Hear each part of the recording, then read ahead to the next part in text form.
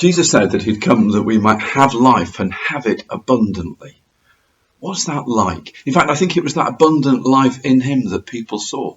They saw in him this joy, this peace, this centeredness, this control, this surety in the things that he faced, having the right answers at the right time. It wasn't just because of the miracles he performed that people were drawn to him. People saw this quality of life in him and they wanted some of that.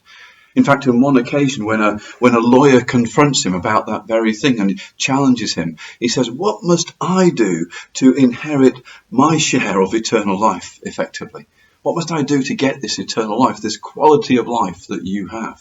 He's not talking about in the distant future. This is about the life that they could see in Jesus and that they wanted for themselves.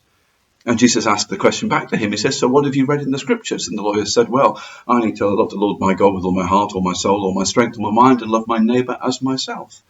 And Jesus says, "You have answered correctly. If you do this, you will live. You will have this eternal life." And then the lawyer in the passage, which is all in Luke 10, goes on to ask the question, yes, but who's my neighbour? And the trouble is, most of the time when this passage then gets preached on, we focus on the whole issue about loving our neighbours. And actually, the lawyer's assumption in Jesus' reply and explanation to him, the lawyer's assumption is, well, I've got the first bit sorted. I know how to love the Lord my God with all my heart and my soul and my strength and my mind. It's just this neighbour bit I'm not quite sure on. But Jesus says to him, certainly in that context at that time, if you're really wanting this quality of life, this is what you should be doing. This is how it should look. That you should be loving the Lord your God with all your heart and your soul and your strength and your mind and your neighbour as yourself. But even if you look at this idea of loving ourselves, so many people will struggle if you were to say, just write down 3 things that you love about yourself. We struggle with that. Well, there may be things that we love about our lives, but about ourselves? And actually this whole question of how do you love the Lord your God with all your heart and your soul and your strength and your mind, how does that work, and what are all these different parts of ways that we're meant to be loving God?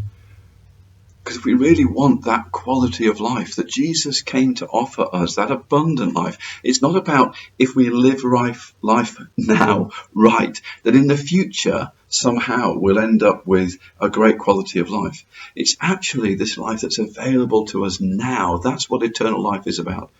And Jesus came to offer us that.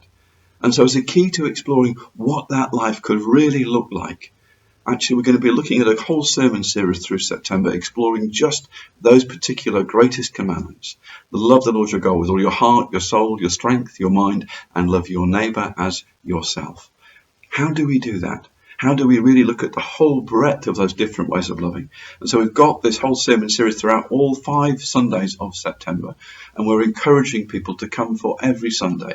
We're aiming to have a drama every Sunday. There will be some specific teaching unpacking one aspect of that each Sunday. There'll be some notes to take away for personal reflection and study, and questions for discussion in group throughout the whole of the 5 weeks. So whether you're a regular member of a home group or not, can I encourage you over the course of these next 5 weeks just to come and join in with a group somewhere where we'll be looking to explore something throughout September to help us have that quality of abundant life that Jesus is offering. I hope you can join us.